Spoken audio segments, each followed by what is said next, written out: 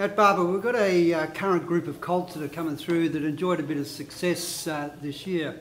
But if we actually go back to 2001, when you first came at the club, you had a philosophy of that it takes 5 years to get these guys at their best. Yeah, well, that's right, Jeff. You know, when you're dealing with young kids building up, what a lot of people in footy seem to do is say, wait till you're 18 till start doing weights.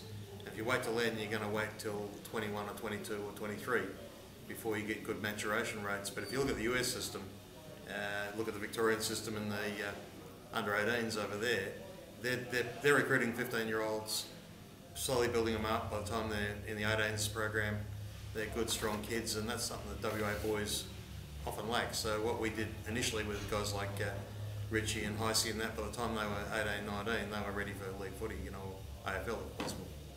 So, you know, the benefits of having a coordinated program from then when these kids are 15 is very important.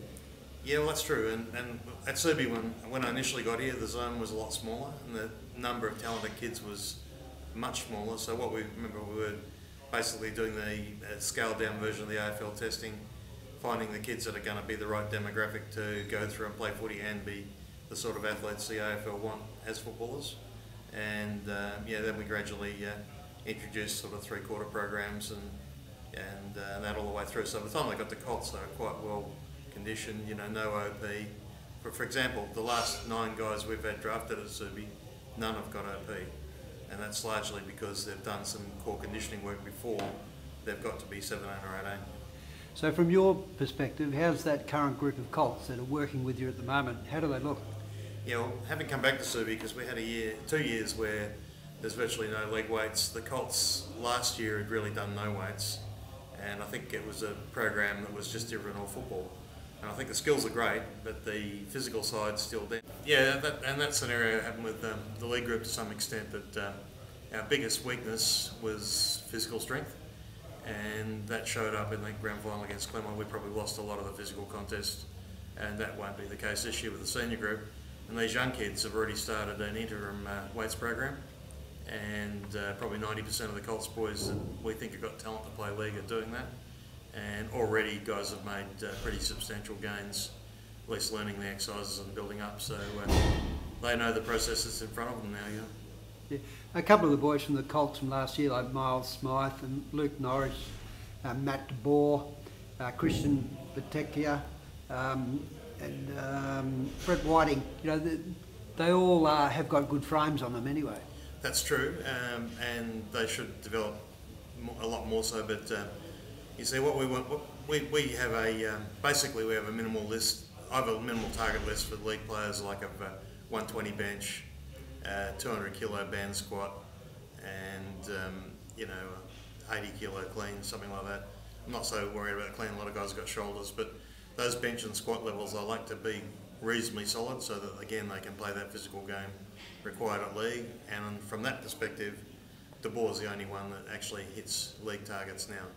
But there are 4 or 5 boys that will get that, like I'd say within 3 or 4 months of pre-season. That's good. Now, Matt, I'm going to praise you here. You had a massive input to the change of culture and also the work ethic in our player group back in the early 2000s. Are you happy with the culture and work ethic of the current group? Yeah, it's interesting because early on we had a lot of ex-AFL players. The young kids jumped onto my program really strongly, and a lot of the older guys weren't required to. Guys like Richard Ambrose did, and a number of the senior guys did do the whole program, but we didn't really pressure a Neil Marshall or whatever to do the program, and it was good. But it was an interesting scenario that we lost against West Perth in a grand final. 15 ex or current AFL players retired out of the list, and I remember at the time Peter German thought, well, we won't make the 4 next year. I said, you're kidding, you know, you got Broadhurst and these guys coming through from Colts that have had 3 years of conditioning. They're good footballers, you know, they're unlucky not to be playing. So I think he may have played, but some of the boys just missed, you know. And what happened the next year is those guys I remember Sam Larkins, his first league football game. You heard him captain coach of the Colts, and but he got a league football game because he was just a real hard trier. Kicked 1 goal and had about 3 touches against West Perth. I remember Kevin Sparks saying, he's never going to make a league footballer, whereas 3 years down the track, he's kicking 8 goals in a grand final, you know. So that's the sort of group we've got. I think these young boys are working really well.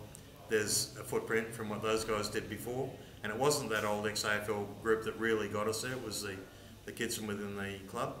And now that the zone's bigger and you're bringing in Barber and things like that, you've got more kids with real talent, I think, you know, so it's only going to get better and better for Subi Football. Thanks very much, Matt. Okay.